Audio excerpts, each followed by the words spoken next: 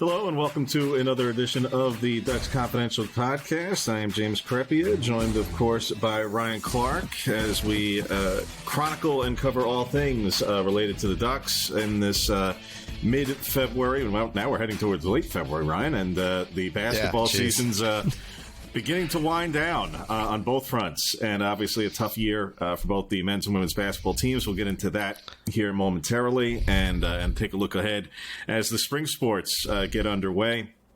Baseball and softball get their season started.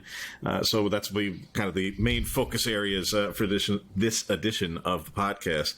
Starting with the men's basketball side of things first, Ryan. Obviously, the loss to Washington State, while strictly on its face, losing to Washington State in and of itself is not a bad thing, and splitting the season series is not a bad thing. It's that because of the missed opportunity that was, that obviously has put the Ducks in a tough spot. They turn around and have a win at Oregon State that for the third year in a row becomes, for Oregon's perspective, unnecessarily difficult. They have a comfortable lead that looks like the game is very much in hand. Fans are literally headed for the exits, and it turns into quite the nail-biter in the final couple of minutes. And they survive with a literal last-second dunk by N'Faly Dante to get the win there, and now they head to the Bay Area. Your thoughts on the last couple of weekends that have been for the Ducks, who find themselves yet again in this position where it's February, it's late February, and we're talking about, well on the outside looking in at the bubble. And obviously every game is a must-win. And as far as at large is concerned, it's probably over, just being realistic about it. But nevertheless, a team that, given the schedule ahead of it, outside of the Arizona game in terms of the remaining games, it's possible to catch some fire here like they did a few years back where, again, we can, once they get to the tournament, we can actually talk about whether or not they're capable of winning it, but they are talented enough to certainly win all of their remaining games, maybe even at Arizona. Yeah, and I think that, this has obviously been an up and down stretch, and one that, has basically torpedoed their opportunity to be in that bubble conversation. But at the same time, I feel like Oregon is one of those teams, given the lack of quality in the Pac-12 overall this year, that could absolutely make a run deep into the Pac-12 tournament. And at this point, just based on the last few weeks and how they've gone, they really do have to win it if they want to really have a chance of getting into the NCAAs. And it's been finishing games has been a trend that has popped up over the last several weeks, really. That Oregon State game being a good example. I mean, they had a solid enough lead down the stretch and allowed it to get to the situation where N'Faly Dante had to, of course, have that game-winning dunk at the end there. But it's interesting. It's been a couple years in a row of this now, right, to be in that sort of semi-bubble conversation, and it feels like a sort of plateauing right now, despite sort of the talent I think that Oregon has had on the court over the last couple of years. I think that, by and large, they are one of the more talented teams in the Pac-12 conference, and, we're not at the point of completely writing them off by any means, and their ability to make a run in the Pac-12 tournament, as we said, is very much a possibility. But I don't know. It just feels like there has been this sort of last couple of years, a plateauing maybe of the program's ability to consistently get into the tournament, make some noise, and do what it had done in previous years. Yeah, it's been tough in that while this season, so far, the results are such to where they find themselves, as of today, we're recording here the afternoon of Wednesday, the 21st, they find themselves 63rd in the net, which is not the least bit surprising. Again, they opened up for the past 2 weeks. The week would begin, they would be 61st. They would, because of the games elsewhere, Oregon would, drop a spot or two because of wins that are going on elsewhere in the country. And then, again, they beat Oregon State. They go back to 61. We'll see what happens when they play in the Bay Area. But the point is they've kind of stalled here the last couple of weeks just because of the math at this point, which is why we've said for some time that especially the loss against Wazoo was so detrimental, because they just didn't have the opportunities to overcome this. This was expected. to the bigger picture, as you're addressing, Ryan, that, yeah, it's been a little, to say the least, a little disappointing in that this was a team that, no, I don't care what their net ranking is relative to a year ago or 2 years ago. This is objectively a more talented and better team than it was last year or 2 years ago. It's a better mix of like veteran guys that have been around college basketball, and then I mean obviously talented young players that are coming into the program. Jackson Shellstad's been like at times a revelation this year, somebody that I think is going to be a really strong player for this program for a long time. So to have guys like Jermaine Couisnard and Fale Dante and other veteran guys mixed in with somebody like that and everybody else that they've had in their rotation when they've been healthy.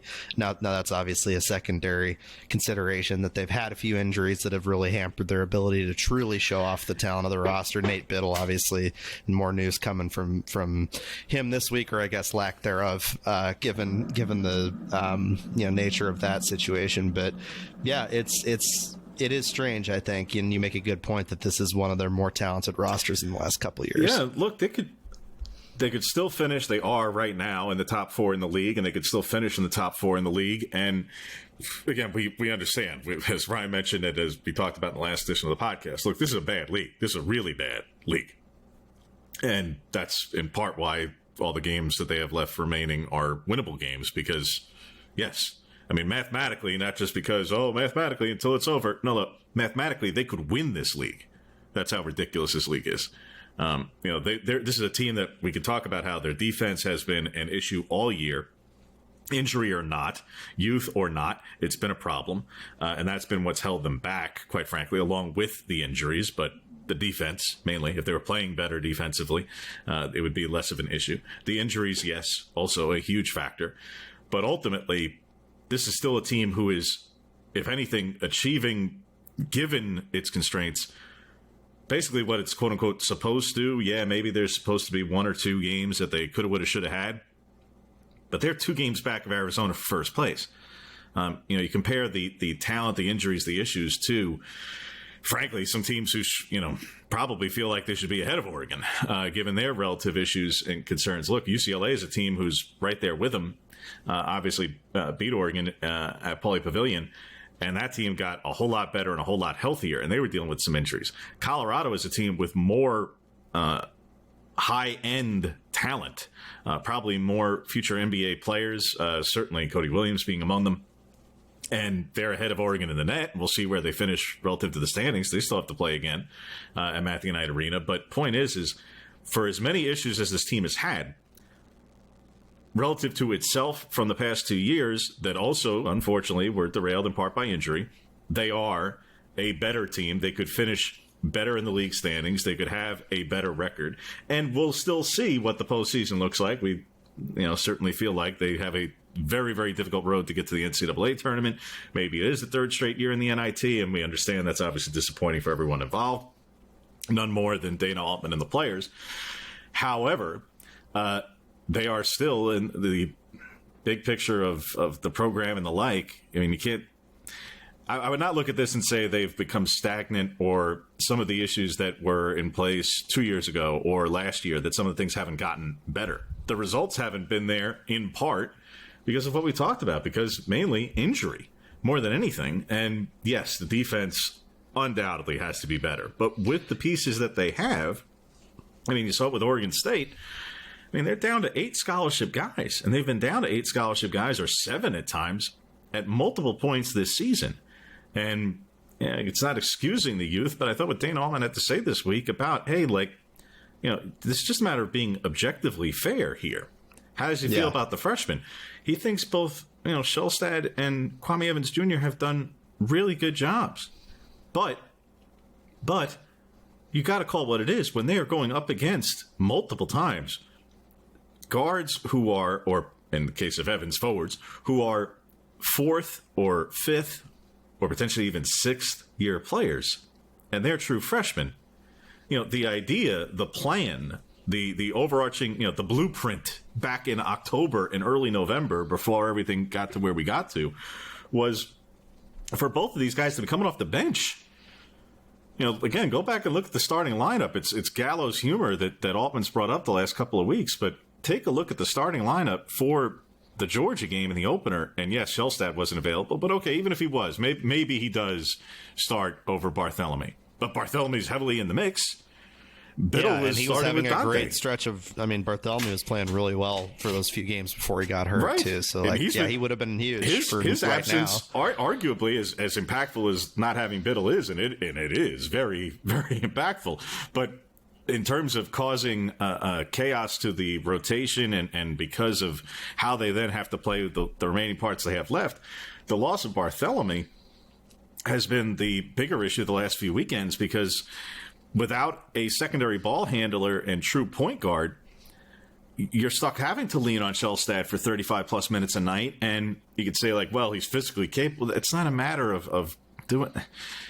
Yeah, it's a thing where, like, that bleeds into his defense too, like, of course inevitably. It does. Like he's already having trouble, because he's a freshman. It's hard to guard 5th and 6th year players, like you were saying, when you're an 18-year-old. I don't care if you're an All-American. I don't care if you're a junior or a senior. When you start playing north of 30 minutes into the game, you're going to have some deficiencies that come through, some fatigue that comes through on defense. And asking a young guy who is physically outsized, who may not be as big as fast as, and certainly not as experienced as any number of the guards he's gone up against across the Pac-12.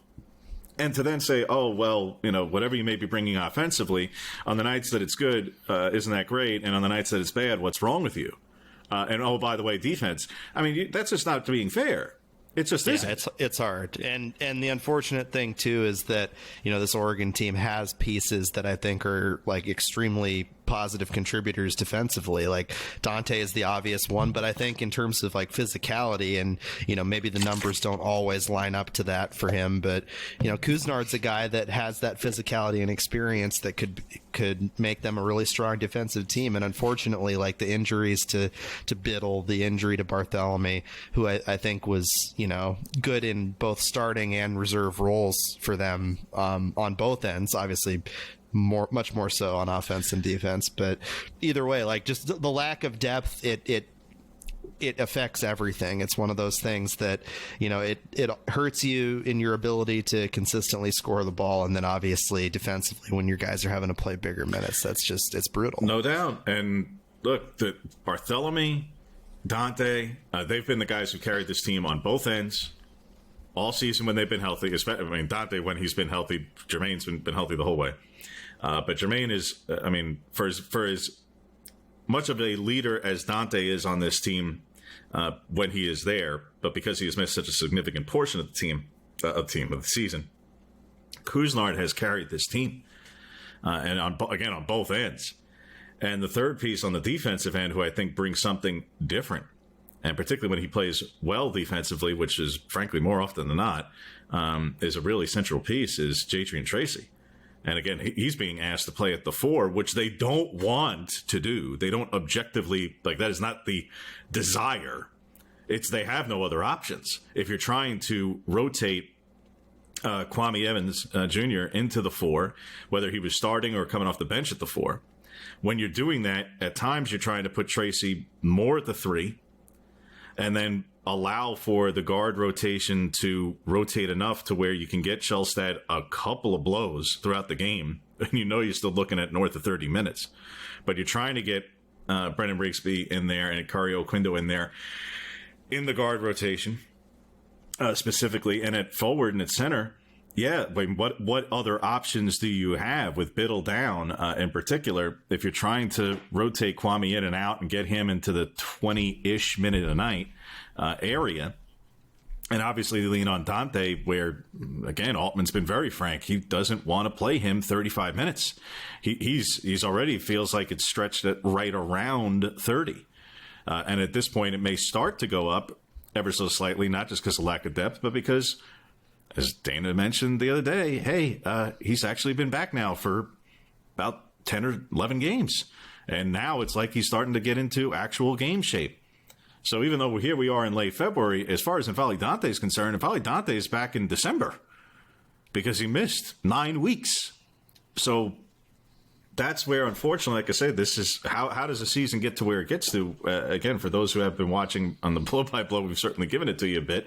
But this is where this team finds itself. Having said all those things, they head to the Bay Area where they can absolutely beat Stanford and Cal. Now, Stanford, I think, is the bigger challenge, not just because they're slightly ahead in the net rankings.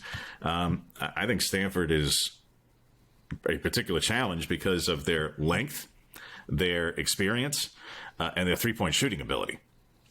Now, Stanford's defense is not going to be winning at very many games because some of its defensive field goal percentage numbers are awfully appealing for opponents. But boy, oh boy, when you've got 7 players shooting over 35% from three of whom are shooting over 40% from three. They may not have shot very well in their recent loss to Washington. But as Dana said, he looked at, he was watching back at that game.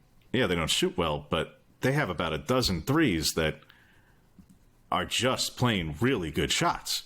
And okay, they lose the game and they miss that night, but as you're preparing to play a team like that, you can't expect a team with that many 40+% shooters to miss like that at home against you. Now, Oregon has, for all of its defensive woes, Oregon's perimeter defense and three-point shooting defense has actually been one of the best in the league. So that's really, you want to talk about strength on strength. While Oregon's defense isn't a particular strength, its three-point defense is awfully good.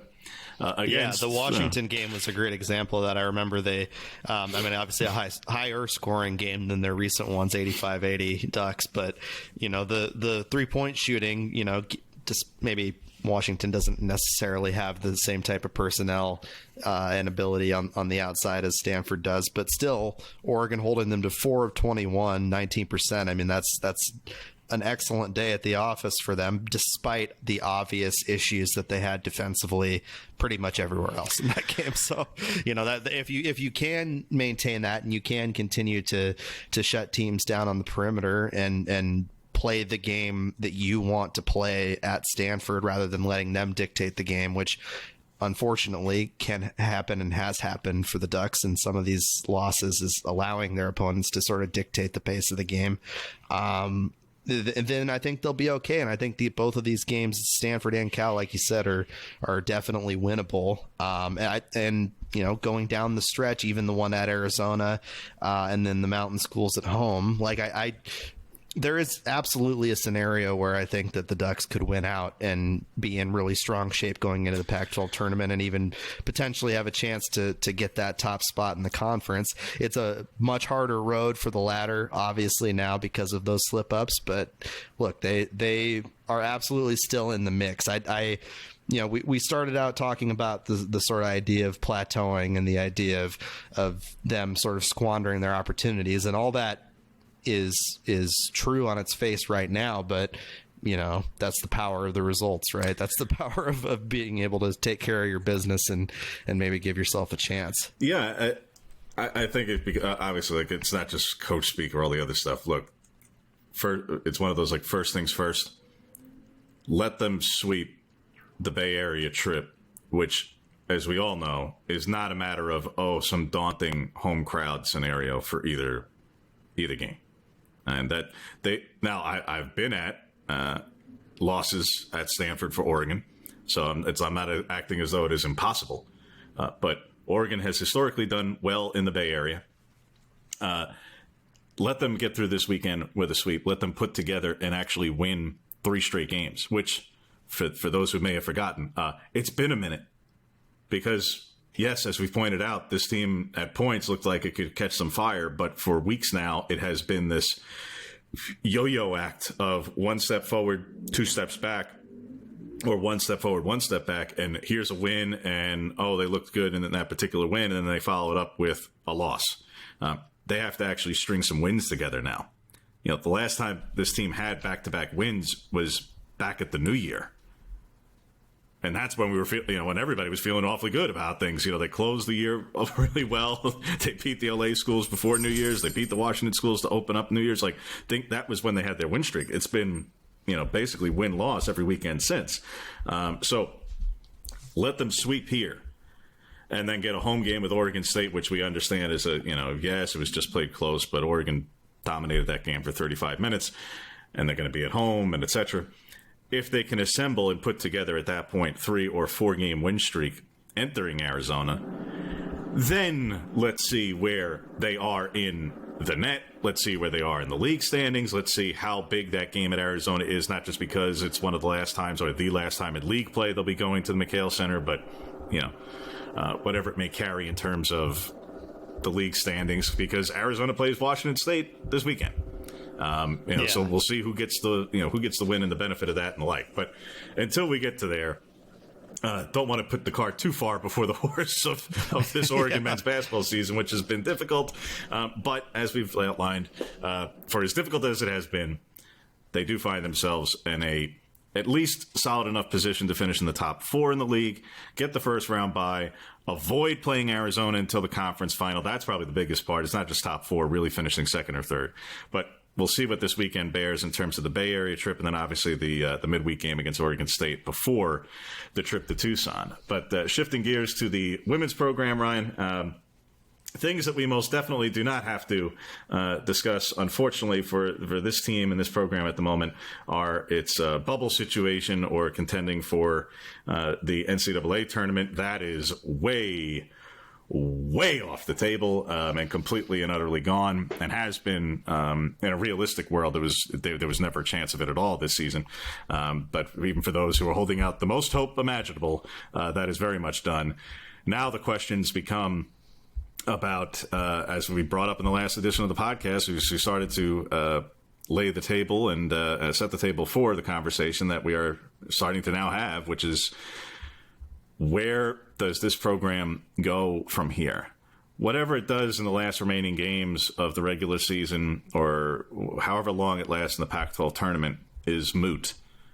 This is a team that, as we all know, went to a Final Four, the COVID year, everything got canceled. They coulda, woulda, shoulda contended for, and everybody who's obviously a Ducks fan believes would have won a national championship. But in the years since, it has been the real COVID season, where a heavily freshman-laden and young team still managed to make the tournament, did not play well during the year, but managed to win a couple of games in the NCAA tournament to make you forget that they didn't play well as a freshman-laden team in the COVID season. The following year, Niara Sabally and Thea Rogers get them to the tournament, but they get bounced in round 1. Last year, Endy and Tahina do not manage to play well together until the very, very, very end in the WNIT. And the two of them leave, and that's where we find ourselves, where we knew and could all recognize, for those who were following the program, the team, and understand the personnel, that this is going to be a rough year. In 5 minutes of the season, it was going to be a whole lot worse once Peyton Scott went down. And now they're in last place, and now they've lost 9 straight, more than any other season other than the record season of 11 straight losses as they head to the Washington schools. And yeah, Ryan, as we've started to pose the questions, as fans have been asking, frankly, for the last 2 seasons, I've got an email box enough of them, and Twitter direct messages and the like to support it. All people want to know is what is the future here with Kelly Graves in this program? And should it continue? Why should it continue? And many fans are yearning for and desiring for change. Yeah, it's a discussion that's starting to be had more and more, and one that it's interesting. Obviously, the first time anybody had asked about that as a possibility was when you did on Sunday, when we were down there in Eugene for that game, the 9th straight loss for the team.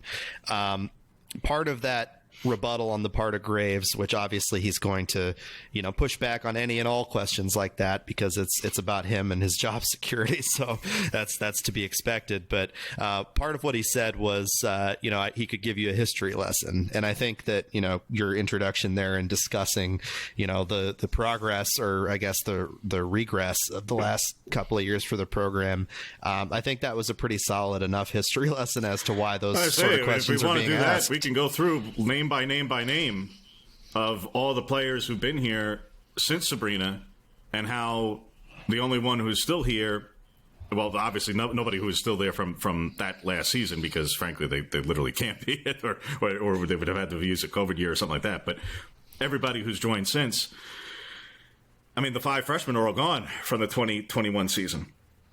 And you go through line by line, I mean, that aspect too. So yes. Yeah, and that was a great recruiting class. And so that's a huge part of it, right, is the idea that players have transferred out. Some of that is obviously out of program's control, and there are things behind the scenes that happen between NIL and everything else that we don't know about and we can't even really speculate about. But by that same token, those players are not here, and the chickens are coming home to roost on that front, because this season has been a really difficult one for the Ducks. Obviously, there are some bright spots. There have been some games from Chance Gray that have been exciting, that she's put up good performances.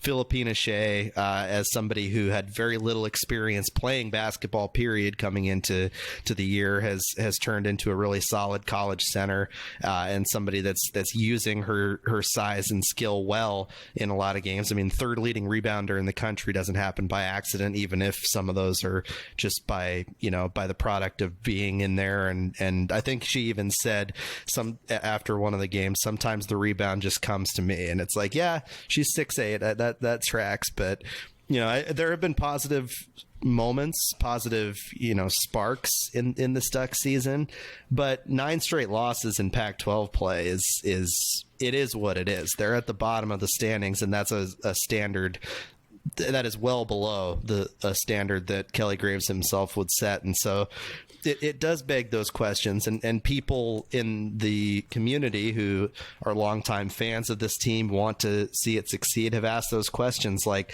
what direction are things heading? Is it going to rebound from this, what is currently the low point? And you have to look at a lot of different factors. You have to look, obviously, at the transfer portal, which, is an avenue by which they can absolutely improve this roster, and then at recruiting. Right now, there's only 2 recruits for the class of 2024, 4-star guard, and then an international forward, right? So 2 players who can make a difference and can help this team, but it's going to take a lot more than that. And frankly, we don't know behind the scenes what the level of investment looks like on the women's basketball side. We don't know, how it compares to some of their conference compatriots, and whether Kelly Graves and company have potentially been passed up by some of their conference compatriots. You look at a program like Colorado, which was not terribly relevant in women's basketball for a time, and is suddenly now one of the better teams in the country. Oregon State, right down the road, always in the mix, but was in a place where they were lagging behind Oregon, and have sort of done a leapfrog here, right? So that's what fans are doing when they look around and they see these things and they are asking these questions. It's not a matter of personal vendetta or vindictiveness toward Graves. In fact, Graves has been someone that's beloved in the Oregon community for a while, and he had great players during the Ionescu era, but those wins and those successes don't happen without him. So, I think that there's a lot of layers to this for sure. Yeah, and summing it up, look, call it what it is. Multiple things can be true. It doesn't have to be universal. It doesn't have to be objectively all good or all bad. Everything is some kind of shades thereof. Kelly Graves has had the most successful tenure of any Oregon women's basketball coach in program history. It has brought them to greater heights at their best, and had the best player, or multiple players for that matter, in program history. That happened. That is absolutely true. It is also absolutely true that this is far and away the worst year in his tenure. And in many analytics and many statistics, the team is performing worse than not just any team he has had, but in some areas worse than many of the years before him. So, yes, 2 things can be true. They can achieve great success 4 years ago, a lifetime ago in college athletics, 4 and 5 and 6 years ago. I mean, think of it in the sense that we're talking about recruiting, Ryan. For a player you're trying to recruit now who's a high school junior or sophomore, heading into next year, the first year in the Big Ten, they will be 5 years removed from the team that they thought would have won a national championship, 6 years removed from a Final Four. if you're going after a player who's 16 or 15 years old as a high school recruit, that player was 11, 10, or 9 years old when you achieve those things. That's why I say it's a lifetime. Do they even know who you're talking about? Do they even remember some of the things you're referencing? It's what have you done for me lately? And yes, did they achieve great things under Kelly Graves with Sabrina and company? Yes, they did. Have they fallen off rather precipitously to the point that they have gotten to now? Yes, that has also happened. So the questions are perfectly valid on all fronts. We'll get into more in the spring sports as they've just both gotten underway in the weeks ahead as more games pick up. But touching both on baseball and softball just briefly, obviously a really nice start for baseball, taking 2 of 3 at the event in Texas as they come home to play Lafayette. And then now suddenly a second straight home series with UC Santa Barbara 2 years in a row, where the series that was to be played in Southern California gets moved to Eugene. In softball, a little bit more of a difficult start. Not bad in the sense that, they're over 500, they're still ranked, but a couple of their losses, the issue was they're just not hitting with runners in scoring position. They're getting a lot of runners on. That's the good news. The bad news is they've had a struggle in getting those runners in. But they head to the Mary Nutter Collegiate Classic down in Palm Springs this weekend, play another 5 games against some pretty good teams as well. So hopefully for their purposes that they get a little bit better results there. But so far, baseball and softball getting off to, like I say, a real nice start for baseball's purposes. A little bit of a slower start offensively for softball, but pitching has been spectacular. So with that, we will certainly get into the spring sports more in the weeks ahead, as I say. And again, to remind folks to subscribe to the Ducks Confidential, the Oregonian Sports podcast. And you'll hear Ducks Confidential along with all of the other various topics, subject areas, and other teams from the esteemed colleagues of Ryan and myself on a day-to-day basis. And you will hear from us most likely next week, as we do take a look into another weekend of basketball and another weekend of the spring sports. So with that, we will bid you adieu for this week. For myself, James Crepea, and Ryan Clarke, we will see you next week.